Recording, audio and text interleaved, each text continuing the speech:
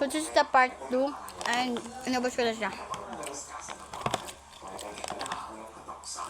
Sila na pati ang mga apakala.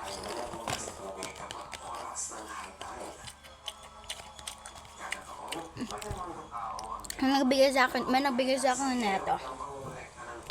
Tapos sabi daw niya, sa akin na lang daw. Nag-thank you naman ako.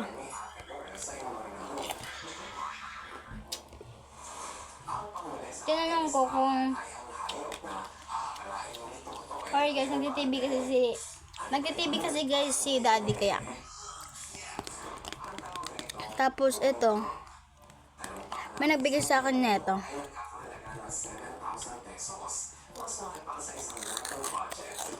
Pero story time, horror movie. Yeah. So, guys, sabi ni Anang, sa ano ko to na nalaman. May nagtatago-taguan. Bata. Hindi mas sila.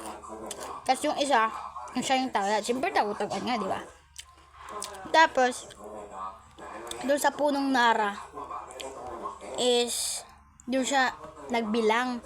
Tapos nagtago na yung mga kasama niya. Siya yung tapos diba, siya yung taya. Nandun siya sa Nara. Doon guys sa Nara. Nakaloob siya doon.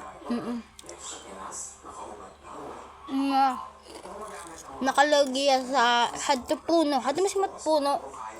Nakalagay at hindi na niya naanap. Boy siya guys. Hindi na nga niya naanap yung mga kasama niya kasi nga siya is nasa loob na ng Nara. Kaya guys, pag gabi na, huwag kayo magtatago.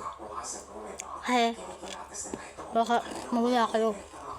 Tapos, binilikan na yung mga kasama niyang nagtago. Wala na silang nakita. Nakita na lang niya yung slipper niya na nandoon sa puno ng Nara. Hindi, natatakot na ba ako? Ay, isip ko pa lang, sikip pa.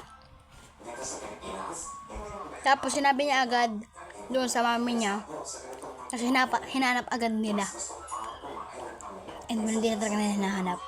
Boy siya guys. Tapos grade 3 ata or grade 4 ata yun.